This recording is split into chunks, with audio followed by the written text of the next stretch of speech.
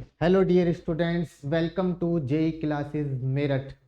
मैं अंकुश त्यागी आपका वेलकम करता हूं जेई क्लासेस मेरठ में। I will teach you the subject electrical machines first. तो डियर स्टूडेंट्स, ये जो इलेक्ट्रिकल मशीन्स फर्स्ट मैं आपको पढ़ाऊंगा ये है B tech electrical third year के स्टूडेंट्स के लिए। इलेक्ट्रिकल इंजीनियरिंग और इलेक्ट्रिकल एंड इलेक्ट्रॉनिक्स इंजीनियरिंग दोनों स्टूडेंट्स के लिए ये सब्जेक्ट है और ये one of the important subjects है इलेक्ट्रिकल मशीन्स फर्स्ट। जैसा कि हमने इसका सिलेबस तो बच्चों पहले डिस्कस कर ही लिया था, तो आज हम इसको स्टार्ट कर रहे हैं। पहली यूनिट इसकी स्टार्ट करेंगे आज हम, जो उसके साथ फर्स्ट यूनिट इसकी पहले नाम बता देते हैं। यूनिट का क्या नाम है? फर्स्ट यूनिट का principles of electromechanical energy conversion. तो फर्स्ट यूनिट है आपकी students principles of electromechanical energy conversion. तो सबसे पहले हम इस यूनिट के बारे में बात कर लेते हैं। इस यूनिट का जैसा हमने सिलेबस में डिस्कस किया था, तो हमें principle of electromechanical energy conversion के अंदर इलेक्ट्रोमैकेनिकल एनर्जी कन्वर्जन का इंट्रोडक्शन पढ़ना है। उसके बाद energy, coenergy, singly excited system, doubly excited system and 2-3 more topics.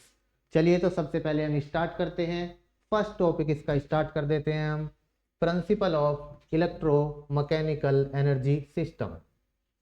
चलिए सबसे पहले बात हो रही है एनर्जी की। जैसा कि यूनिट का नाम ही है इलेक्ट्रोमैकेनिकल एनर्जी सिस्टम, तो सबसे पहले हमें मालूम होना चाहिए कि एनर्जी क्या है। अब मैं आपसे बात कर रहा हूं तो मेरी एनर्जी खर्च हो रही है, आप देख रहे हैं आपकी भी कुछ ना कुछ एनर्जी लग रही है। तो एनर्जी है क्या? एनर्जी ऊर्जा। एनर्जी जो है हमारी, एनर्जी के हम प्रिंसिपल की बात कर लेते हैं सिंपली, या एनर्जी क्या है या एनर्जी प्रिंसिपल की अगर हम बात करें तो एनर्जी का सिंपल प्रिंसिपल है कि ये जो है ब्रह्मांड में पहले से ही विद्यमान है। इसको ना तो डेस्ट्रॉय किया जा सकता है ना इसको क्रिएट किया जा सकता है। इसका प्रिंसिपल है energy can neither be created nor be destroyed, it can only be converted from one form to another form. चलिए नोट डाउन इसको कर लेते हैं एक बार, आपको क्लियर हो जाएगा। Energy can neither be created nor be destroyed, it can only be converted, it can only be converted from one form to another form। तो एनर्जी क्या है हमारी? एनर्जी जो है पहले से ही ब्रह्मांड में है और हमें इसको ना तो क्रिएट कर सकते हैं ना हम इसको डेस्ट्रॉय कर सकते हैं। हम इसको क्या कर सकते हैं? एक फॉर्म से दूसरी फॉर्म में कन्वर्ट कर सकते हैं। तो it can only be converted from one form to another form. Clear है डियर स्टूडेंट्स?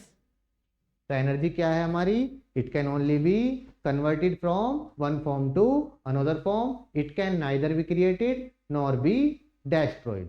अब हमारा जो टॉपिक है, जो बात चल रही है, वो इलेक्ट्रोमैकेनिकल एनर्जी कन्वर्जन। नाम ही देख रहे हैं, एनर्जी का क्या होगा? कन्वर्जन होगा केवल, क्योंकि इसको क्रिएट तो कर नहीं सकते ना डेस्ट्रॉय कर सकते, इसको केवल एक फॉर्म से दूसरी फॉर्म में कन्वर्ट कर सकते हैं। तो ये तो सिंपल हमने एनर्जी के बारे में लिख लिया।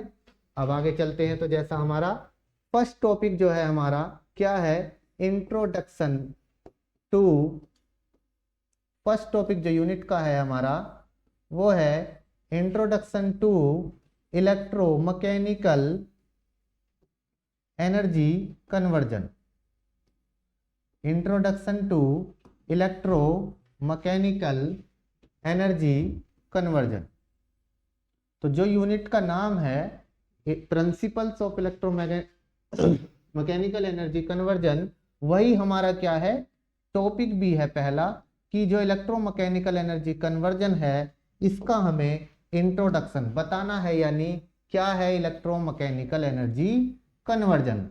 तो इलेक्ट्रोमैकेनिकल एनर्जी कन्वर्जन नाम से इंडिकेट हो रहा है इलेक्ट्रो मैकेनिकल, यानी इसके अंदर इलेक्ट्रिकल एनर्जी की बात होने वाली है और मैकेनिकल एनर्जी की बात होने वाली है। तो ये प्रिंसिपल क्या कहता है, इलेक्ट्रोमैकेनिकल एनर्जी कन्वर्जन का जो प्रिंसिपल है क्या कहता है, ये कहता है कि इलेक्ट्रोमैकेनिकल एनर्जी कन्वर्जन में इलेक्ट्रिकल एनर्जी को मैकेनिकल एनर्जी में कन्वर्ट किया जा सकता है और मैकेनिकल एनर्जी को इलेक्ट्रिकल एनर्जी में कन्वर्ट किया जा सकता है। चलिए नोट डाउन कर लेते हैं हम इसको भी, ठीक है डियर फ्रेंड्स, इसको नोट कर लेते हैं। तो electromechanical energy conversion, electro mechanical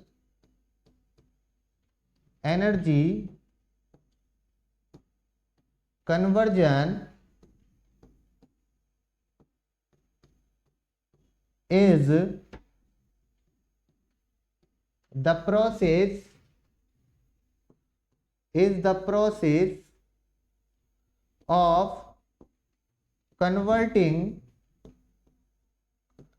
the process of converting electrical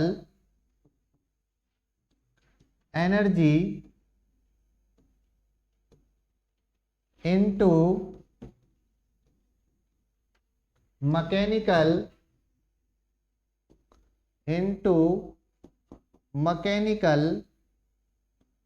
energy और mechanical energy into electrical energy और mechanical energy into electrical energy, या फिर हम इसको वाइस वर्सा भी कह सकते थे। तो इसका मतलब क्या हुआ कि जो इलेक्ट्रोमैकेनिकल एनर्जी कन्वर्जन है वो क्या है, it is the process of converting या conversion electrical energy into mechanical energy और mechanical energy into electrical energy, या फिर हम इसको कह सकते हैं electrical energy into mechanical energy और वाइस वर्सा। वाइस वर्सा का मतलब होता है जस्ट अपोजिट टू दैट, यानी पहले हमने लिखा converting electrical energy into mechanical energy और करके, अगर मैं यहाँ पर इसको और करके लिख दूं वाइस वर्सा, तो इसका मीनिंग भी क्या हो गया, इसका मीनिंग भी हो गया कि सीधा सीधा और mechanical energy into electrical energy. Clear है? तो इलेक्ट्रोमैकेनिकल एनर्जी कन्वर्जन क्या है, it is the conversion of electrical energy into mechanical energy और mechanical energy into electrical energy. Clear है? ये सिंपल इसका इंट्रोडक्शन प्रोसेस है। अब इसका हम ले लेते हैं ब्लॉक डायग्राम। चलिए इसका हम ब्लॉक डायग्राम बना लेते हैं। अब देखिए इलेक्ट्रोमैकेनिकल एनर्जी कन्वर्जन, अब यहाँ पे मैंने बीच में जो सर्किल ड्रॉ किया है ये क्या है आपकी, ये है आपकी electromechanical energy conversion device, EMEC device. तो मैं बात कर रहा हूं ब्लॉक डायग्राम की, तो हमारा हेडिंग क्या है, ब्लॉक डायग्राम ऑफ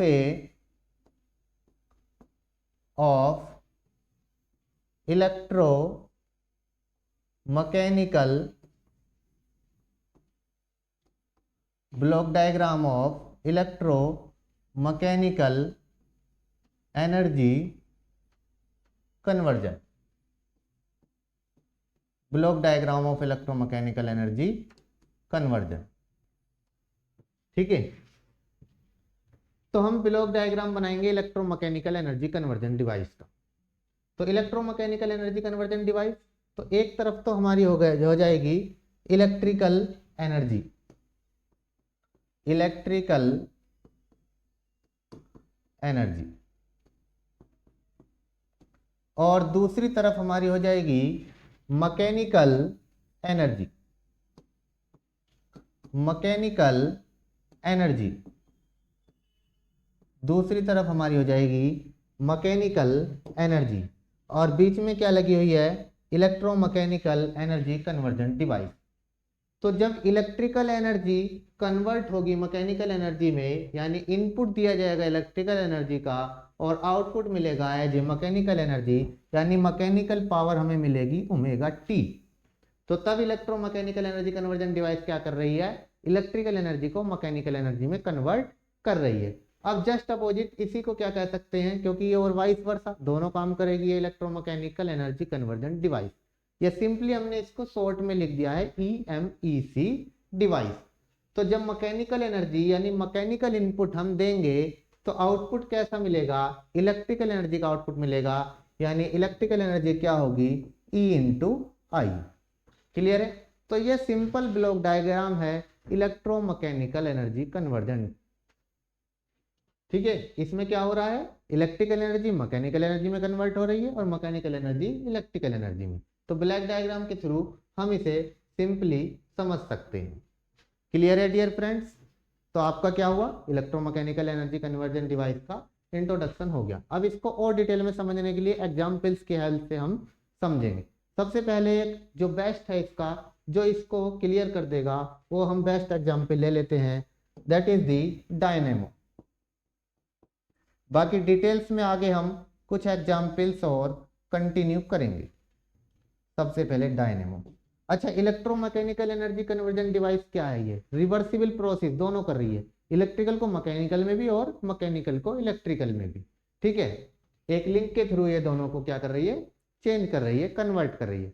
तो डायनेमो ले लेते हैं हम। डायनेमो क्या है, एक जो डायनेमो है हमारा, ये dynamo is a electromechanical energy conversion device.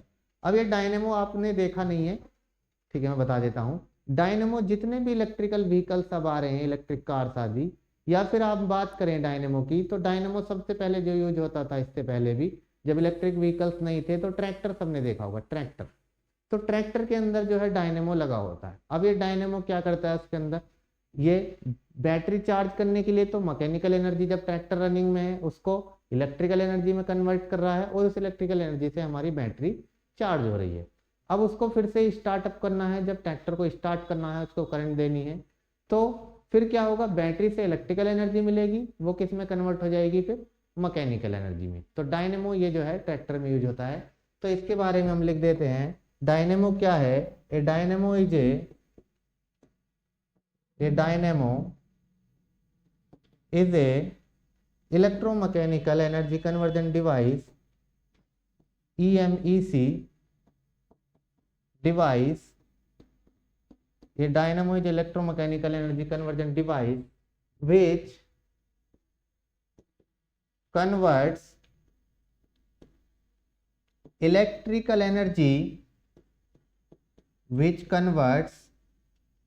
electrical energy into mechanical energy and mechanical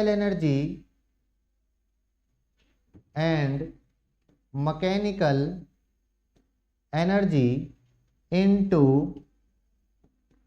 electrical energy। तो डायनेमो क्या है, एक डिवाइस जो इलेक्ट्रिकल एनर्जी को मैकेनिकल एनर्जी में कन्वर्ट करती है और मैकेनिकल एनर्जी को इलेक्ट्रिकल एनर्जी में कन्वर्ट करती है। तो ये क्या कर रही है, इलेक्ट्रोमैकेनिकल एनर्जी कन्वर्जन के प्रिंसिपल को फॉलो कर रही है। क्लियर है। तो डायनेमो मैंने बताया था जैसा कि ट्रैक्टर में लगा होता है और इलेक्ट्रिक कार्स में भी यूज होता है। तो डायनेमो को काम हो गया एक एनर्जी की फॉर्म को दूसरी में कन्वर्ट करना। ठीक है, तो क्लियर हो गया होगा सबको इलेक्ट्रोमैकेनिकल एनर्जी कन्वर्जन का क्या प्रिंसिपल है। अब अगर हम देखें तो दो फॉर्म में कन्वर्ट हो रही है, एक बार इलेक्ट्रिकल मैकेनिकल में, एक बार मैकेनिकल इलेक्ट्रिकल में। तो इसको और थोड़ा सा डिटेल में हम देख लेते हैं कि जब ये इलेक्ट्रिकल को मैकेनिकल में कन्वर्ट कर रही है तो क्या बन गया है, इलेक्ट्रिकल एनर्जी इनपुट दी और आउटपुट मिल रहा है मैकेनिकल एनर्जी। तो ये एक मोटर की तरह काम कर रही है। किसकी तरह, मोटर की। मोटर ही तो ये काम करती है कि मोटर को इलेक्ट्रिकल एनर्जी देते हैं और आउटपुट क्या मिलता है, मैकेनिकल एनर्जी मिलता है। इसको भी ब्लॉक डायग्राम से समझ लेते हैं। ठीक है, ये देखिए इलेक्ट्रिक मोटर। अब एक मोटर है ये हमारी, हमने मोटर को इनपुट दे दिया ठीक है, पी इलेक्ट्रिकल। हमने इसको इलेक्ट्रिकल एनर्जी प्रोवाइड करा दी मोटर को, ठीक है। अब मोटर को इलेक्ट्रिकल एनर्जी दी, अब मोटर के बाद क्या होगा, मोटर जो है घूमने के लिए इसकी सप्लाई जाएगी स्टेटर पे, ठीक है, वाइंडिंग पे सप्लाई जाएगी, वाइंडिंग में फ्लक्स क्रिएट होगा। उसके बाद मोटर का रोटर मूव करेगा, मोटर का क्या मूव करेगा, रोटर मूव करेगा। तो जब हमने इसको सप्लाई दे दी, इसको सप्लाई देने के बाद जब रोटर मूव करेगा, रोटर मूव करने का जो भी लोड है, जैसे आपके घर में पानी उठाने की मोटर है, तो पानी उठाने की मोटर का क्या काम है, पानी उठाना। ऐसे ही आपके घर में और भी मोटर्स लगी हैं, आपके फैन में मोटर लगी हुई है, ठीक है, जो आपका सीलिंग फैन, छत का पंखा जिसे कहते हैं, सीलिंग फैन है आपके घर में, वॉशिंग मशीन है, तो उन सब में क्या लगी, इलेक्ट्रिक मोटर लगी है। तो वो सब क्या कर रही है, इलेक्ट्रिकल एनर्जी को मैकेनिकल एनर्जी में कन्वर्ट कर रही है। तो वो भी इलेक्ट्रोमैकेनिकल एनर्जी कन्वर्जन डिवाइस का एग्जाम्पल है मोटर भी। सबसे बेस्ट एग्जाम्पल हमारा क्या है, इलेक्ट्रिक मोटर ही है, मोटर और जनरेटर, जो हम इलेक्ट्रोमैकेनिकल एनर्जी कन्वर्जन डिवाइस में देख रहे हैं। इससे पहले हमने डायनामो देख लिया।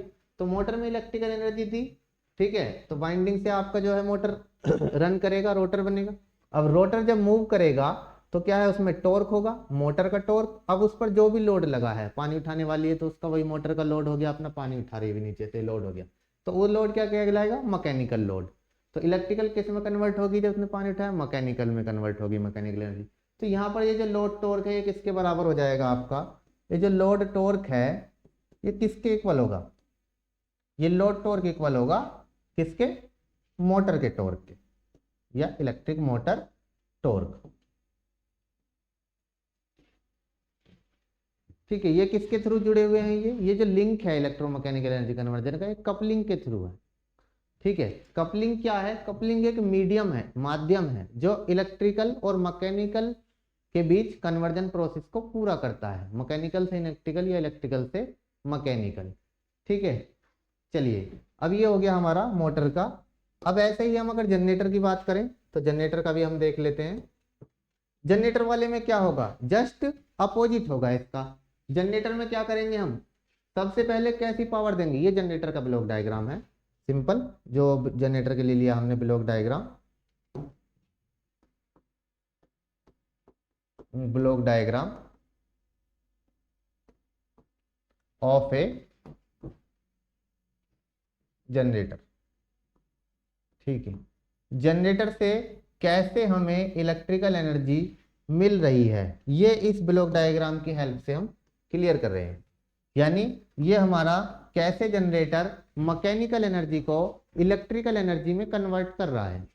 तो जनरेटर में सबसे पहले मैकेनिकल पावर दी जाएगी। मैकेनिकल पावर किसकी हेल्प से दी जाएगी, प्राइम मूवर की हेल्प से, ठीक है, प्राइम मूवर की हेल्प से। चाहे वो जनरेटर आपका क्या है डीजल वाला है या फिर अदर है, तो प्राइम मूवर की हेल्प से जब हम इसको एनर्जी देंगे तो प्राइम मूवर पे मैकेनिकल पावर गई। अब प्राइम मूवर को रोटेट होना है, जब वो रोटेट करेगा, ठीक है, मेन काम जनरेशन में क्या होता है, प्राइम मूवर को रोटेट कराना ही होता है। रोटेट करने के बाद उससे टॉर्क बन जाएगा, उससे टॉर्क बनेगा जो जनरेटर से मिला। जनरेटर फिर क्या प्रोवाइड कराएगा, जनरेटर जो है हमें इलेक्ट्रिकल एनर्जी दे देगा। तो यहाँ पे जो ये टॉर्क है, प्राइम मूवर का टॉर्क, ये किसके बराबर हो जाएगा, जनरेटर के टॉर्क के बराबर हो जाएगा। ये जो है आपका, ठीक है, ये प्राइम मूवर का torque, prime mover torque, prime mover torque will be equals to generator torque, generator torque. तो प्राइम मूवर का टॉर्क किसके बराबर हो गया, जनरेटर के टॉर्क के। तो ये ब्लॉक डायग्राम एक तरह से जनरेटर का हो गया, यानी जिसमें हम मैकेनिकल एनर्जी को इलेक्ट्रिकल एनर्जी में कन्वर्ट कर रहे हैं। मोटर में हमने क्या किया, इलेक्ट्रिकल एनर्जी को मैकेनिकल एनर्जी में कन्वर्ट किया। ये क्या हो गई, इलेक्ट्रोमैकेनिकल एनर्जी कन्वर्जन डिवाइस। ये क्या हो गया, एक रिवर्सिबल प्रोसेस हो गया, इलेक्ट्रिकल को मैकेनिकल में और मैकेनिकल को इलेक्ट्रिकल में। तो हमने दोनों पार्ट देखे, जब इलेक्ट्रिकल को मैकेनिकल में कन्वर्ट कर रहा था तो ये एज ए मोटर काम कर रहा था आपका, जब मैकेनिकल को इलेक्ट्रिकल में कन्वर्ट कर रहा है तो एज ए जनरेटर काम कर रहा है।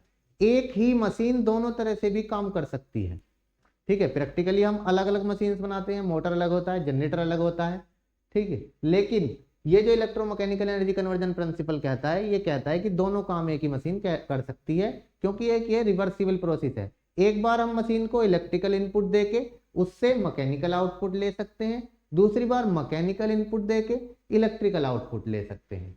तो ये कैसा हो गया है कि रिवर्सिबल प्रोसेस हो गया। क्लियर है? चलिए आगे चलते हैं। अब हम कुछ और एग्जाम्पल्स देख लेते हैं। Some examples of electromechanical energy conversion devices. Some examples of electromechanical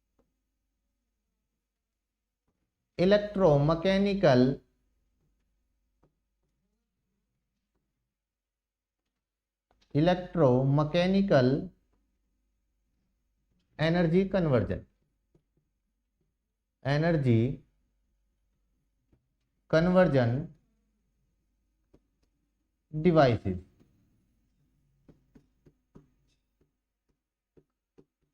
some example, कुछ तो एक दो एग्जाम्पल्स तो हम समझ लिए हैं।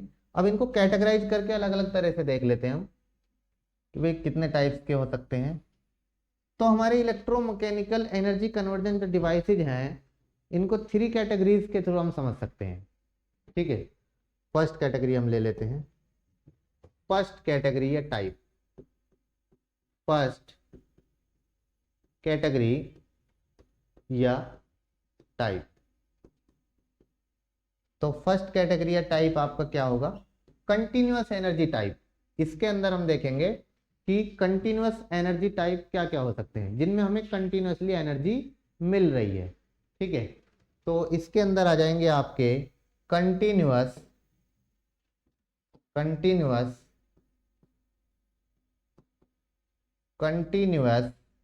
एनर्जी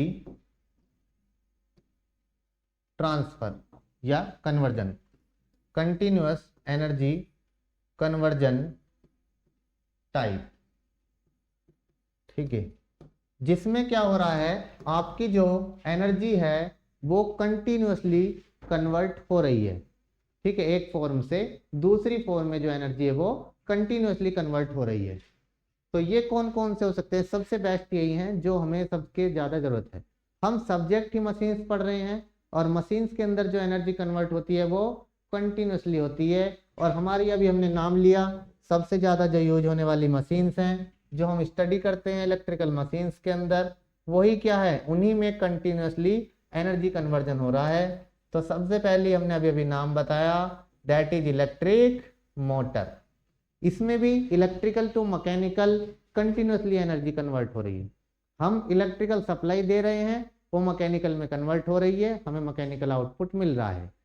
और जब तक मोटर रन करती रहेगी तब तक इलेक्ट्रिकल सप्लाई मिलती रहेगी और मैकेनिकल आउटपुट मिलता रहेगा।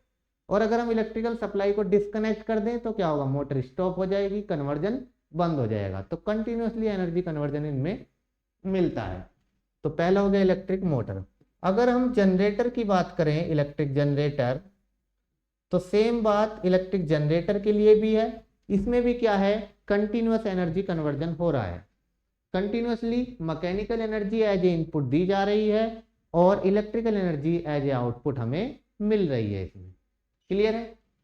और थर्ड हम लिख सकते हैं डीसी मशीन। वैसे तो डीसी मशीन्स भी डीसी मोटर और डीसी जनरेटर की तरह कैटेगराइज्ड हैं, फिर भी हमने इलेक्ट्रिक मोटर मान लिया, एसी की बात चल रही है, ऐसे इलेक्ट्रिक जनरेटर के लिए कंसीडर कर लिया, तो फिर हमारा डीसी मशीन हम अलग से लिख सकते हैं। नहीं तो basically continuous energy conversion type जो डिवाइसेज हैं इलेक्ट्रोमैकेनिकल एनर्जी कन्वर्जन के अंदर, वो क्या है, इलेक्ट्रिक मोटर्स और इलेक्ट्रिक जनरेटर्स। मोटर्स में इनपुट कैसा है, इलेक्ट्रिकल एनर्जी, आउटपुट क्या है, मैकेनिकल एनर्जी। जनरेटर में क्या है, इनपुट है मैकेनिकल एनर्जी और आउटपुट क्या है आपका, इलेक्ट्रिकल एनर्जी। मोटर्स ये आपका मशीन्स का काफी इंपॉर्टेंट टॉपिक है, आगे इसको हम डिटेल्स में डिस्कस भी करेंगे। मोटर आपके कहाँ कहाँ यूज होते हैं, आपके घर में भी देखेंगे तो मोटर कितनी जगह यूज हो रहा है, कितनी जगह इलेक्ट्रोमैकेनिकल एनर्जी का कन्वर्जन हो रहा है, इलेक्ट्रिकल एनर्जी मैकेनिकल में कन्वर्जन हो रही है। जैसे मैंने आपको अभी बताया, जो आपके सीलिंग फैंस हैं उन फैंस के अंदर भी क्या हो रहा है, यही कन्वर्जन हो रहा है, इलेक्ट्रिकल टू मैकेनिकल।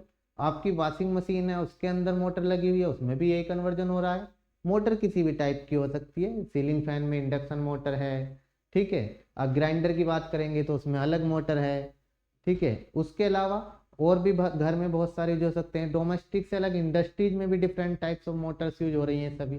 तो इसीलिए मैंने कहा कि ये जो कंटिन्यूस एनर्जी कन्वर्जन टाइप है ये हमारा इम्पोर्टेंट है टाइप, क्योंकि हमारे लिए जो है इलेक्ट्रिकल मशीन सबसे ज़्यादा जो हम स्टडी करते हैं मोटर और जनरेटर ही पढ़ते हैं। चलिए आगे देखते हैं जनरेटर। जनरेटर का यूज आप देखेंगे तो इलेक्ट्रिसिटी जनरेशन के लिए किसकी जरूरत पड़ेगी, जनरेटर की जरूरत पड़ेगी। जनरेटर ही है हमारा जितना भी इलेक्ट्रिसिटी जनरेशन होता है। सोलर वगैरह को अगर हम छोड़ दें तो उसके अलावा जो हमारा मेन काम है वो जनरेटर है। अब आपने ज़्यादा भी नहीं देखा हो तो डीजल जनरेटर सबने देखा हो, बारात में या फिर आपके घर में लाइट कभी खराब हो जाए तो कौन सा जनरेटर मिलता है, डीजल जनरेटर। ठीक है, तो डीजल जनरेटर में मैकेनिकल आउटपुट देके इलेक्ट्रिकल आउटपुट मिलता है, बाकी में भी होता है। इनमें होना क्या है, प्राइम मूवर को मूव कराना है।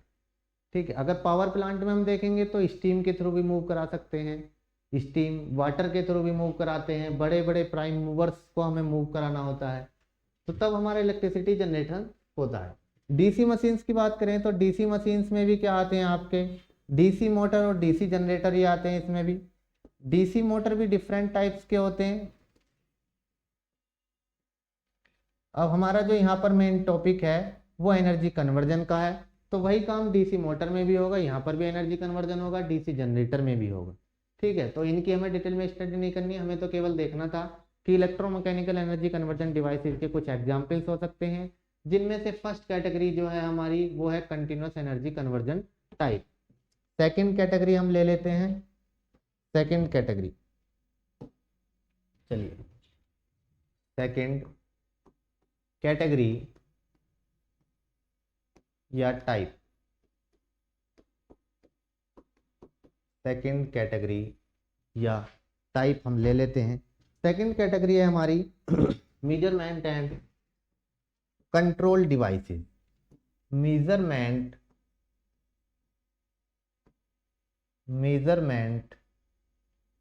And control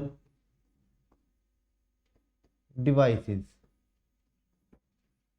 measurement and control devices means transducers. तो सेकंड जो कैटेगरी है वो है आपकी मेजरमेंट और कंट्रोल डिवाइसेस। क्लियर है, मेजरमेंट एंड कंट्रोल डिवाइसेस यानी ट्रांसड्यूसर्स। अब मेजरमेंट कंट्रोल डिवाइसेस कौन कौन सी हो सकती हैं, बहुत सारे एग्जाम्पल्स हैं, दो तीन एग्जाम्पल्स हम यहाँ पे लेंगे केवल। ट्रांसड्यूसर्स की हमने बात की, जैसे मीन्स ट्रांसड्यूसर। ट्रांसड्यूसर का क्या काम है, ट्रांसड्यूसर आप किसी दूसरे सब्जेक्ट में स्टडी करेंगे। ट्रांसड्यूसर भी क्या करता है, एनर्जी को एक फॉर्म से दूसरी फॉर्म में ही कन्वर्ट करता है। अब यहाँ पे जो हमारी बात चलेगी वो एनर्जी ही कन्वर्ट कर रहे हैं एक फॉर्म से दूसरी फॉर्म में, लेकिन यहाँ इलेक्ट्रिकल को मैकेनिकल में और मैकेनिकल को इलेक्ट्रिकल में कन्वर्ट करने का प्रोसेस ही इलेक्ट्रोमैकेनिकल एनर्जी कन्वर्जन प्रोसेस है। तो ट्रांसड्यूसर के अंदर जो हमारा आ जाता है, थ्री टाइप्स के कैटेगरीज हैं। फर्स्ट है आपका माइक्रोफोन।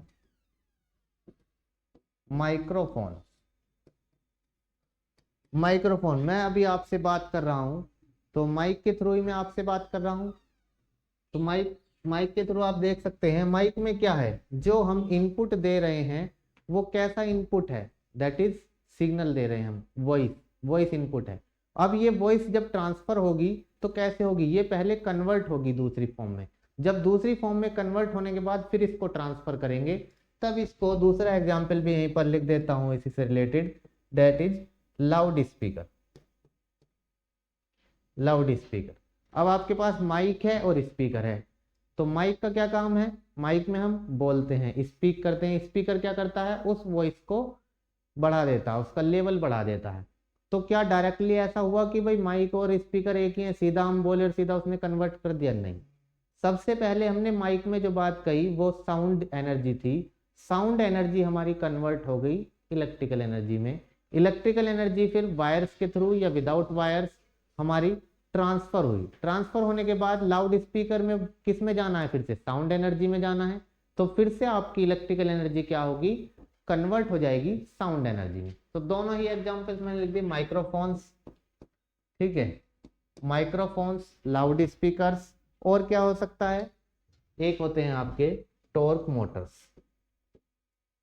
2-3 एग्जाम्पल्स यहाँ पर सफिशियंट हैं आपके लिए। टॉर्क मोटर्स, ठीक है, माइक्रोफोन, लाउड स्पीकर और टॉर्क मोटर्स। तो ये कौन सी कैटेगरी हो गई? ये हो गई हमारी मेजरमेंट एंड कंट्रोल डिवाइस, यानी ट्रांसड्यूसर की तरह। तो ट्रांसड्यूसर में मैंने बताया कि एनर्जी जो है एक फॉर्म से दूसरी फॉर्म में कन्वर्ट होती है, वही कहलाता है ट्रांसड्यूसर। डिफरेंट टाइप्स के होते हैं ये भी, यहाँ पर हमें इन्हें डिटेल्स में स्टडी करने की कोई जरूरत नहीं है। हमें केवल ये जानना है कि भाई हमारी ईएमएसी जो डिवाइस है उसके एग्जाम्पल्स 3 कैटेगराइज हैं। फर्स्ट हमारा कंटिन्यूस एनर्जी टाइप था, सेकंड हमारा मेजरमेंट एंड कंट्रोल डिवाइस है। तो इसमें सबसे बेस्ट और इजी एग्जाम्पल्स मैंने लिख दिए हैं, माइक और लाउड स्पीकर, जो आप क्लियरली समझ भी गए हैं। अदर एग्जाम्पल्स भी हो सकते हैं, मेजरमेंट में यूज होते हैं, जैसे मैंने बताया इसका टाइप है measurement and control device. Measurement, water का लेवल मेजरमेंट करना है तो उसके लिए भी यूज होता है, ठीक है। टेम्परेचर का मेजरमेंट करना है तो उसके लिए भी ट्रांसड्यूसर यूज होता है, ठीक है। और फोर्स लेवल भी मेजरमेंट करने के लिए भी यूज होता है ये। तो ये सब ट्रांसड्यूसर जितने भी, ये सब किसकी कैटेगरी में आ गई है? इसी कन्वर्जन में आ गई है। चलिए थर्ड कैटेगरी या थर्ड टाइप हम लिख लेते हैं। थर्ड कैटेगरी या थर्ड टाइप, थर्ड कैटेगरी या टाइप। तो थर्ड कैटेगरी या टाइप क्या है हमारा? यह है हमारा force producing devices. Force producing devices, force producing devices, force producing devices. तो फोर्स प्रोड्यूसिंग डिवाइसेज कौन कौन सी हो सकती हैं? सोलिनॉइड्स, सोलिनॉइड का नाम आपने सुना ही होगा, सोलिनॉइड्स हो सकते हैं। रिलेज, इलेक्ट्रिकल, अगर आप पढ़ रहे हैं, इलेक्ट्रिकल के स्टूडेंट्स हैं, तो रिले बहुत ही इंपॉर्टेंट एक डिवाइस है जो प्रोटेक्शन के लिए यूज की जा रही है, ठीक है। सोलिनॉइड्स, रिलेज, और क्या हो सकते हैं? इलेक्ट्रोमैग्नेट्स भी हम ले सकते हैं इसके अंदर। इलेक्ट्रोमैग्नेट्स भी आपका फोर्स प्रोड्यूसिंग डिवाइस ही है। ये भी क्या करती है? फोर्स ही प्रोड्यूस करती है। सोलिनॉइड्स भी क्या करते हैं? फोर्स प्रोड्यूस करते हैं। रिले भी क्या करती है? फोर्स प्रोड्यूस करती है। रिले जैसे कि प्रोटेक्शन के लिए यूज की जाती है सभी जगह, डिफरेंट टाइप्स की होती है भी। चलिए हम मान लीजिए करंट के लिए यूज की जा रही है एक रिले, कि भाई करंट इंक्रीज हो गई कहीं पर, उससे ज़्यादा अगर करंट आपकी जा रही है तो रिले क्या करती है? उस सर्किट को ब्रेक कर देती है, एक्शन लेती है, सेंस करती है, एक्शन देगी सर्किट ब्रेकर को कि भाई ज़्यादा हो गया, इसको सर्किट को ब्रेक कर दो। तो रिले क्या है? फोर्स क्रिएट करेगी, ठीक है, फोर्स बनाएगी उसको हटाने के लिए, उस पर फोर्स लगेगा तो वो आपका क्या होगा? डिस्कनेक्ट होगा। या मैं आपको फोर्स करूं, जैसे भाई मैं आपको फोर्स करूं कि ये करना है, करना ही है, ये ज़्यादा हो रही है करंट, इसको बंद करो, ठीक है। तो इसी तरह से रिले काम है। सोलिनॉइड्स और इलेक्ट्रोमैग्नेट्स भी, ये भी फोर्स प्रोड्यूस करे जाते हैं, ये भी मेजरमेंट वगैरह में भी काम आते हैं। तो ये होगी थर्ड कैटेगरी आपकी। तो इस तरह से जो इलेक्ट्रोमैकेनिकल एनर्जी कन्वर्जन हमारी डिवाइसेज हैं, हम इनको 3 कैटेगरीज में कर सकते हैं। पहला हमने देखा continuous energy type, continuous energy conversion हो रहा है वहां पर। जैसे मोटर में देखा, मोटर में भी कंटिन्यूस एनर्जी कन्वर्जन हो रहा है। अच्छा यहाँ पे देखो कंटिन्यूस नहीं हो रहा, रिले है। रिले को कब काम करना है? जब कोई फॉल्ट होगा, करंट ज्यादा हो जाएगी या कोई और एरर होगी, तब काम करना है। इलेक्ट्रोमैग्नेट्स हैं, इनको भी क्या करना है? इनको क्या कंटिन्यूसली काम करना है? नहीं करना है। सोलिनॉइड्स हैं, इनको भी कंटिन्यूसली काम नहीं करना है, ये भी किसी डिवाइस के अंदर लगी हुई है, जब चेंज होगा, जैसे मेजरमेंट के लिए जब यूज कर रहे हैं तब केवल इनको काम करना है। जबकि हमारी जो कंटिन्यूस एनर्जी टाइप हमने पढ़ी, इलेक्ट्रिक मोटर, जनरेटर, जैसे सप्लाई देंगे कंटिन्यूस चलना ही है उसको, अगर वो रोटेट ही नहीं कर रहा था फिर मोटर ही कैसा। लेकिन इनका यूज क्या है? सप्लाई तो चलती रहेगी, जब कुछ गड़बड़ होगी तब रिले का यूज होगा। तो ये फोर्स प्रोड्यूसिंग। ऐसे ये भी केवल मेजरमेंट के लिए है, ठीक है। माइक्रोफोन, लाउड स्पीकर, जब हमें यूज करना है केवल सप्लाई दे के छोड़ दो, आप बोलो मत, उसको तो सप्लाई मिलती रहेगी, कोई फर्क नहीं पड़ेगा उसको उससे। अब आप बोलने लगोगे तो एनर्जी को कन्वर्ट करने लगेगा। मैं अगर चुप हो जाऊं अभी तो इसको सप्लाई मिलती रहेगी, तो कुछ फर्क पड़ेगा इसको, ये अपना सप्लाई लेता रहेगा, बात खत्म। लेकिन मोटर को स्टार्ट करा, मोटर को स्टार्टर से आपने सप्लाई दे दी तो तुरंत रन करेगा। ऐसा तो है नहीं, सप्लाई दे दी मोटर को, अब भाई मोटर घूमेगा नहीं, घूमेगा ही, वो तो उसका तो काम ही है घूमना। मोटर घूमेगा, मैकेनिकल एनर्जी में कन्वर्ट करेगा, आउटपुट मैकेनिकल मिल जाएगा। तो क्लियर हो गया होगा डिफरेंस तीनों टाइप के बीच में, कंटिन्यूस एनर्जी कैसे मिल रही है और इनमें कंटिन्यूस कैसे नहीं मिल रही है। इसीलिए हमने इनको क्या कह दिया, अलग अलग टाइप में कर दिया है, मेजरमेंट एंड कंट्रोल में कर दिया है एक को, और दूसरा पोस्ट प्रोड्यूसिंग में। तो 3 कैटेगराइज हो गई हैं। तो आपके ये हो गए different types of electromechanical energy conversion. तो एक बार हम इसको और देख लेते हैं स्टार्टिंग से, हमने जो अभी तक देखा है इसमें, ठीक है। एक बार दोबारा से हम इसको देख लेते हैं। चलिए, तो ये इंट्रोडक्शन जो है कंप्लीट हो जाएगा इलेक्ट्रोमैकेनिकल एनर्जी कन्वर्जन का। अच्छा, इसमें जो लिंक होता है इलेक्ट्रोमैकेनिकल एनर्जी कन्वर्जन में, ठीक है, डिवाइस का, जैसे मैंने कपलिंग की बात करी थी कि भाई डिवाइस है इलेक्ट्रोमैकेनिकल एनर्जी कन्वर्जन, वो कपलिंग के थ्रू कनेक्टेड है और कपलिंग में लिंक बना हुआ है, तो ये इलेक्ट्रिक फील्ड के थ्रू कन्वर्ट करेगी, कन्वर्जन होगा, या मैग्नेटिक फील्ड के थ्रू। तो दोनों में से कोई भी एक फील्ड हम इसमें यूज कर सकते हैं। बेस्ट हमारा मैग्नेटिक फील्ड रहता है, मैग्नेटिक फील्ड का यूज सबसे ज़्यादा किया जाता है। उसका रीजन ये है कि मैग्नेटिक फील्ड की जो कैपेसिटी है वो बहुत ज़्यादा है, लगभग 27,000 गुना है उससे, इलेक्ट्रिक फील्ड से। तो इसीलिए जो हमारा यूज हो रहा है, आप कहीं पर भी पढ़ेंगे किसी मशीन में, वो मैग्नेटिक फील्ड का यूज हो रहा है कन्वर्जन के लिए, ठीक है। तो as a coupling, as a link जो हमारा फील्ड यूज होता है वो मैग्नेटिक फील्ड ज़्यादा यूज होता है। चलिए फिर से एक बार इसको हम रिवाइज कर लेते हैं। देख लीजिए आप एनर्जी का प्रिंसिपल पढ़ लीजिए, एनर्जी क्या कहती है।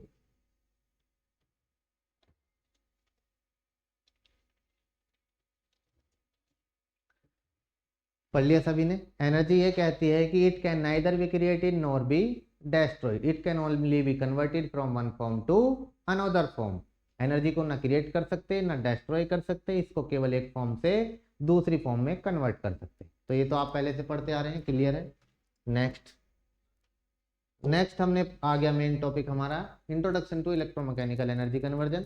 तो इलेक्ट्रोमैकेनिकल एनर्जी कन्वर्जन में हमने क्या बताया, it is the process in which electrical energy is converted into mechanical energy और mechanical energy is converted into electrical energy, या और वाइस वर्सा हमने कह दिया। यानी को ये क्या प्रोसेस है, वो प्रोसेस जिसमें इलेक्ट्रिकल एनर्जी मैकेनिकल में कन्वर्ट करी जा रही है और मैकेनिकल एनर्जी इलेक्ट्रिकल एनर्जी में कन्वर्ट की जा रही है। नेक्स्ट हमारा आ गया, इसका हमने देखा फिर ब्लॉक डायग्राम। ब्लॉक डायग्राम में क्या देखा, ये इलेक्ट्रोमैकेनिकल एनर्जी कन्वर्जन डिवाइस है, कोई भी डिवाइस हो सकती है, जैसा हमने नीचे एग्जाम्पल लिया डायनेमो। ये डिवाइस क्या कर रही है, इलेक्ट्रिकल एनर्जी है एक तरफ मैकेनिकल एनर्जी है। अगर इनपुट इलेक्ट्रिकल एनर्जी दिया तो आउटपुट मिल गया mechanical energy, omega T power मिल गई है इसकी मैकेनिकल पावर। अगर हमने इनपुट मैकेनिकल एनर्जी दी तो आउटपुट कैसा मिल गया, इलेक्ट्रिकल एनर्जी मिल गई, इलेक्ट्रिकल पावर ही आई। तो सबसे बेस्ट हमने स्टार्टिंग किया था एग्जांपल डायनेमो से। तो डायनेमो क्या है, ऐसी इलेक्ट्रोमैकेनिकल एनर्जी कन्वर्जन डिवाइस है जो इलेक्ट्रिकल एनर्जी को मैकेनिकल में भी कन्वर्ट करती है और वाइस वर्सा, यानी मैकेनिकल एनर्जी को इलेक्ट्रिकल एनर्जी में भी कन्वर्ट करती है। क्लियर है। अब इसके हमने कुछ टाइप्स देखे। पहले तो इसके हमने दोनों फॉर्म देखी कि भाई इलेक्ट्रिकल को मैकेनिकल में कैसे कन्वर्ट कर रही है। तो जब इलेक्ट्रिकल को मैकेनिकल में कन्वर्ट कर रही है तब ये क्या हो गया, आपका इलेक्ट्रिक मोटर की तरह हो गया। और जब ये मैकेनिकल को इलेक्ट्रिकल में कन्वर्ट कर रही है तब आपका जनरेटर की तरह हो गया। तो सबसे पहले हमने जनरेटर देखा। जनरेटर में क्या है, आपका मैकेनिकल एनर्जी को इलेक्ट्रिकल एनर्जी में कन्वर्ट कर रही है।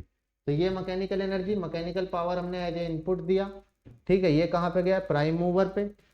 और प्राइम मूवर से हमें क्या मिलेगा, फिर प्राइम मूवर हमारा कन्वर्ट करके जनरेटर के थ्रू इसको कन्वर्ट करेगा। प्राइम मूवर घूमेगा, जब प्राइम मूवर घूमेगा ये, तो इससे क्या मिलेगी, प्राइम मूवर की जो पावर है, प्राइम मूवर टॉर्क, टॉर्क बनेगा प्राइम मूवर में, ये किसके बराबर हो जाएगा, जनरेटर के टॉर्क के। और जनरेटर से क्या बन जाएगी, इलेक्ट्रिकल एनर्जी बन जाएगी। ठीक है, तो सिंपल है ये। अब ये ओमेगा लिखा है, ये मत घबराइए कि ओमेगा क्या है, ओमेगा एंगुलर वेलोसिटी है आपकी। चलिए, मोटर का भी हमने आपको डायग्राम दिखा दिया था, ठीक है। मोटर का डायग्राम भी ले लेते हैं, चलिए एक बार फिर से। मोटर में हमारा क्या हुआ, इलेक्ट्रिकल एनर्जी देनी है एज ए इनपुट। तो ये है इलेक्ट्रिक मोटर, इसको इलेक्ट्रिकल एनर्जी दी, तो जब इसका रोटर घूमेगा तो उसका टॉर्क बनेगा, उसको हम क्या कहेंगे, रोटर का टॉर्क कह दो या मोटर का टॉर्क कह दो, क्योंकि मोटर के अंदर कौन घूमेगा, रोटर ही घूमेगा।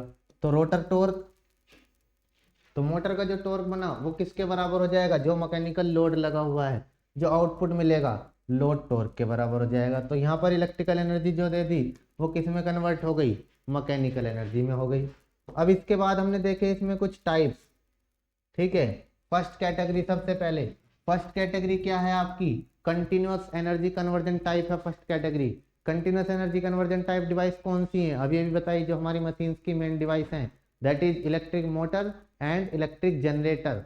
इलेक्ट्रिक मोटर के अंदर हमने बात करी, इलेक्ट्रिक मोटर क्या कर रहा है, electrical energy as a input दे रहे हैं, आप प्लग एंटर कर रहे हैं सॉकेट में, सॉकेट में आपकी क्या है सप्लाई है, चाहे मोटर सिंगल फेज है, थ्री फेज है, कैसा भी है, आप उसको एसी सप्लाई आपने दी। एसी मोटर की अगर हम बात करें तो एसी मोटर की सप्लाई देने के बाद उसकी वाइंडिंग में जब सप्लाई जाएगी तो उसमें कुछ फ्लक्स क्रिएट होगा, ठीक है, ईएमएफ इंड्यूस होगा, फिर हमारा क्या होगा, फाइनली हमारा बात है शॉर्ट में कि मोटर मूव करेगा।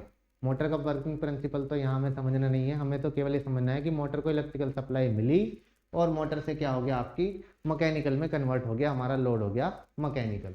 ऐसे ही जनरेटर में हमारा मैकेनिकल इनपुट दिया, चाहे हमारा जनरेटर डीजल जनरेटर है या अदर जनरेटर है, ठीक है। तो ये हो गया मोटर, टू टाइप्स के हमने देख लिए। अब ये सेकंड कैटेगरी, आप एग्जाम्पल्स रीड कर लीजिए, मैंने पहले बताए हैं सेकंड कैटेगरी के एग्जाम्पल।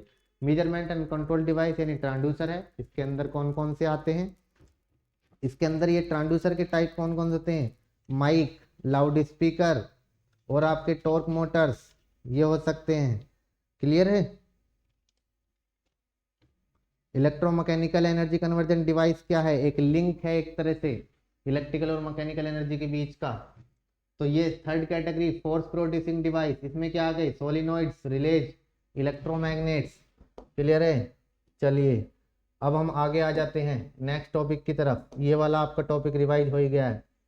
नेक्स्ट टॉपिक, चलिए नेक्स्ट टॉपिक आपका है जो हमें स्टडी करना है, इसको हम नेक्स्ट क्लास में डिस्कस करेंगे। केवल मैं टॉपिक का नाम आपको बता देता हूं, force and torque equation. Force and torque equation in magnetic field, in magnetic field. तो इस टॉपिक को स्टडी करने के लिए हमें जरूरत पड़ेगी फ्लेमिंग राइट हैंड रूल की, ठीक है, Fleming right hand rule, Fleming का दाएं हाथ का नियम। तो फ्लेमिंग राइट हैंड रूल और लेफ्ट हैंड रूल दोनों ही हम स्टडी कर लेते हैं। यहाँ पर देखिए ये है, ये डायग्राम आपके सामने है, इमेज को देख लीजिए आप। ये फ्लेमिंग लेफ्ट हैंड रूल कहता है, ये मान लीजिए मेरा ही लेफ्ट हैंड रूल है ये रहा, ठीक है। ये पूरी पाम भी ले सकते हो, नहीं तो ये फिंगर ले सकते हो आप, ठीक है, ये रहा, ये है, ये थंब है, फिंगर है, इंडेक्स फिंगर या फर्स्ट फिंगर कह दीजिए, ठीक है, और सेकंड फिंगर इसको हम तर्जनी उंगली भी कह देते हैं। तो ये क्या कहता है लेफ्ट हैंड रूल, किस लिए यूज किया जा रहा है, ये हमारी मोशन की डायरेक्शन को कैलकुलेट करने के लिए यूज किया जा रहा है, कि मोशन की डायरेक्शन जब हमारा, ये देखो लिखा हुआ, it is possible to predict the direction of the force acting on a wire its motion. कोई भी कंडक्टर या वायर, ठीक है, जिस पर फोर्स लग रहा है उसकी डायरेक्शन अगर हमें कैलकुलेट करनी है, कब कब कैलकुलेट कर पाएंगे हम direction, if the direction of the current और the magnetic field are known. Current की डायरेक्शन जो ये फिंगर दिखा रही है और मैग्नेटिक फील्ड की डायरेक्शन अगर हमारी नोन है, ये दोनों, ये या ये, ठीक है, ये और ये अगर नोन है तो हम इस रूल की हेल्प से मोशन की डायरेक्शन कैलकुलेट कर सकते हैं, ये कह रहा है। तो यहाँ पर ये कह रहा है कि अगर फर्स्ट फिंगर हमारी मैग्नेटिक फील्ड की डायरेक्शन में है, ठीक है, और ये वाली फिंगर हमारी सेकंड करंट की डायरेक्शन में है, तो थंब क्या करेगा, हमारा मोशन की डायरेक्शन को दिखाएगा, यानी फर्स्ट फिंगर से 90 डिग्री पे बिल्कुल जस्ट इसके परपेंडिकुलर ये होगी हमारी मोशन की डायरेक्शन। आप देख सकते हैं 90 डिग्री है, ये जो एंगल बन रहा है ये कितना है, this is the 90 degree angle होगा, ये रहा, इसके और इसके बीच में यही तो है, ये कलर सेम हो गया, ये है 90 डिग्री, ये वाला। क्लियर है। हमें जरूरत पड़ने वाली है फ्लेमिंग राइट हैंड रूल की, आप चाहें तो एक बार देख के नोट कर सकते हैं, नहीं तो हम राइट हैंड रूल को कंटिन्यू कर लेते हैं। चलिए right hand rule, Fleming right hand rule, heading note कर लिया है। This is the Fleming's right hand rule, this is the Fleming's right hand rule, Fleming's right hand rule।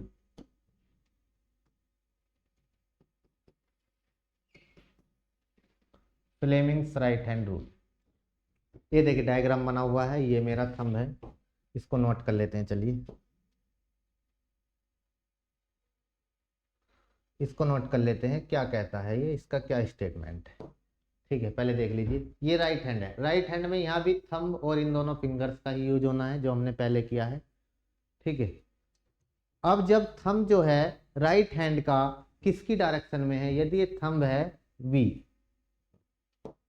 Thumb क्या है आपका मोशन की डायरेक्शन में है। क्लियर है?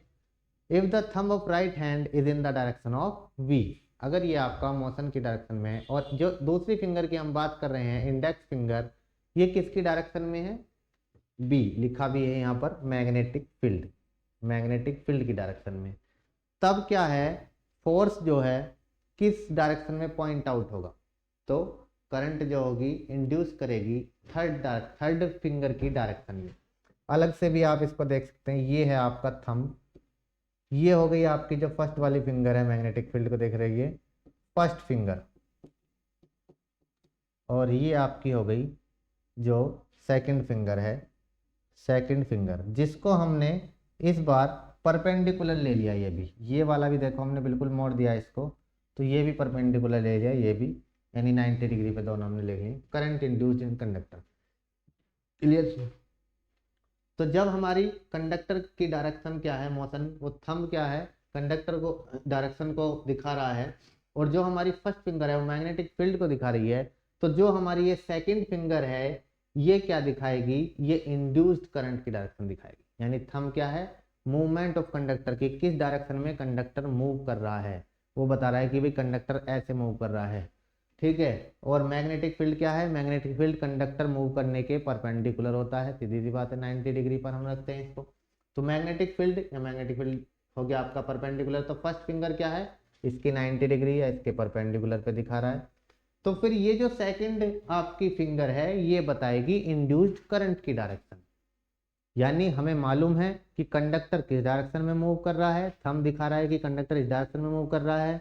अब आपकी जो ये फिंगर है ये दिखा रही है कि मैग्नेटिक फील्ड किस में मूव कर रहा है, मैग्नेटिक फील्ड आपका इस डायरेक्शन में इसके 90 डिग्री मूव कर रहा है। तो हमारी जो ये थर्ड वाली फिंगर है इसको ऐसे रखेंगे हम, 90 डिग्री लगभग रहे इसका। ठीक है, देखो जैसे इन्होंने रखी है, तो फिर ये क्या बताएगी, ये बताएगी कि हमारी करंट की डायरेक्शन क्या होगी, तब हम इससे करंट की डायरेक्शन को कैलकुलेट कर सकते हैं। तो फ्लेमिंग राइट हैंड रूल का यूज क्या है, करंट की डायरेक्शन कैलकुलेट करना। यदि आपका कोई कंडक्टर जो है वो क्या कर रहा है, मूव कर रहा है किसी मैग्नेटिक फील्ड में, तब हम इसकी हेल्प से करंट की डायरेक्शन कैलकुलेट कर सकते हैं। क्लियर है? स्टेटमेंट लिखने की तो कोई नीड नहीं समझता, ऐसे ही बता देता हूँ। जब आपका क्या है, कोई कंडक्टर मूव कर रहा है और मैग्नेटिक फील्ड से, ठीक है, तब आपका थंब कंडक्टर के मूव करने की डायरेक्शन दिखा रहा है, फर्स्ट फिंगर उस मैग्नेटिक फील्ड की डायरेक्शन दिखा रही है, तब ये सेकंड फिंगर बताएगी कि करंट की डायरेक्शन क्या होगी, उसमें कंडक्टर में करंट जो होगी उस करंट की डायरेक्शन क्या होगी। क्लियर है? चलिए, इन रूल्स की हमें जरूरत पड़ने वाली है नेक्स्ट क्लास में, क्योंकि नेक्स्ट क्लास में हमें फोर्स कैलकुलेट करना है मैग्नेटिक फील्ड में। तो आज के लिए यही सफिशिएंट है। मैं आपको फर्स्ट यूनिट के कुछ इंपॉर्टेंट टॉपिक्स बता देता हूँ। अभी जो आपका हमने फर्स्ट यूनिट स्टडी की है, ये प्रिंसिपल ऑफ ईएमईसी, प्रिंसिपल्स ऑफ ईएमईसी। तो इसमें अभी हमने इसका इंट्रोडक्शन स्टडी किया है, ये तो बेसिक जानना जरूरी है, बिना इसके आगे की यूनिट आपकी समझ में ना आए इसलिए। और वैसे भी इलेक्ट्रिकल मशीन्स आप पढ़ रहे हैं तो आपको मालूम होना चाहिए कि ये प्रिंसिपल क्या होता है, क्या क्या इसका एग्जाम्पल कहाँ कहाँ पे यूज होता है। नहीं तो इम्पोर्टेंट कैटेगरी में ही नहीं आता है। इम्पोर्टेंट कैटेगरी में आपकी को एनर्जी या फिर सिंपल एनर्जी, को एनर्जी ज़्यादा इंपॉर्टेंट है, ये आता है। ठीक है, मैं आपको थोड़े से इंपॉर्टेंट टॉपिक्स भी लिख देता हूँ। एक आप पढ़ेंगे singly excited system, singly excited system. एक आप पढ़ेंगे डबली excited system, doubly excited system.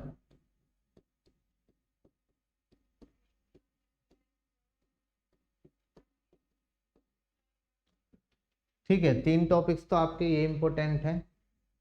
और क्या इसमें हो सकता है, सिंगली एक्साइटेड, डबली एक्साइटेड, को एनर्जी। ज़्यादा इंपॉर्टेंट टॉपिक्स तो यही हैं इसमें आपके, एनर्जी, को एनर्जी। और एक हो सकता है आपका इसमें energy balance equation. Energy balance equation भी आपकी इंपॉर्टेंट है। एनर्जी बैलेंस इक्वेशन मशीन की अगर हम सभी यूनिट्स की बात करें तो इनमें से फर्स्ट और सेकंड यूनिट थोड़ा सा टिपिकल हैं, थर्ड और फोर्थ यूनिट थोड़ा सा इनकी कंपैरिजन में इजी रहेंगी, एवरेज रहेंगी। वैसे तो मशीन सब्जेक्ट ही इजी नहीं होता है, लेकिन हम इसको इजी बनाएंगे, आपको समझाएंगे, डोंट वरी अबाउट दैट। ठीक है, तो फिर भी ये फर्स्ट सेकंड यूनिट थोड़ी सी डेरिवेशन बेस्ड, डेरिवेशन टाइप होंगी और इनकी थ्योरी भी थोड़ी हार्ड होगी। ये तो इंट्रोडक्शन टॉपिक था तो ये तो सिंपल था, हमने आपको और भी इसको इजी करके क्लियर कर दिया है। ठीक है, बाकी सिंगली एक्साइटेड इसको भी इजीली समझाएंगे, इसको भी जो भी इंपॉर्टेंट टॉपिक्स हैं उनको बिल्कुल इजी करके समझाने की कोशिश की जाएगी, पूरा इजी करेंगे ताकि आप आसानी से समझ सकें और एग्जाम में अच्छे मार्क्स ला सकें। तो ये थे कुछ important topics of this class. ठीक है, चलिए अब हम आगे के टॉपिक्स नेक्स्ट क्लास में डिस्कस करेंगे। Thanks for watching to all dear students. इसके अलावा जो हमारी मशीन्स में 4 यूनिट्स हैं वो मैंने आपको बता ही दिया, सिलेबस में डिस्कस हो गया कि क्या क्या है उनके अंदर। फर्स्ट यूनिट में क्या है, सेकंड में क्या है, थर्ड में क्या है, फोर्थ में क्या है, फिफ्थ में क्या है। फर्स्ट सेकंड थोड़ी टिपिकल हैं, थर्ड फोर्थ एवरेज हैं, फिफ्थ भी आपकी एवरेज ही है। ठीक है, अच्छे से पढ़िएगा। Okay dear students, thanks for watching.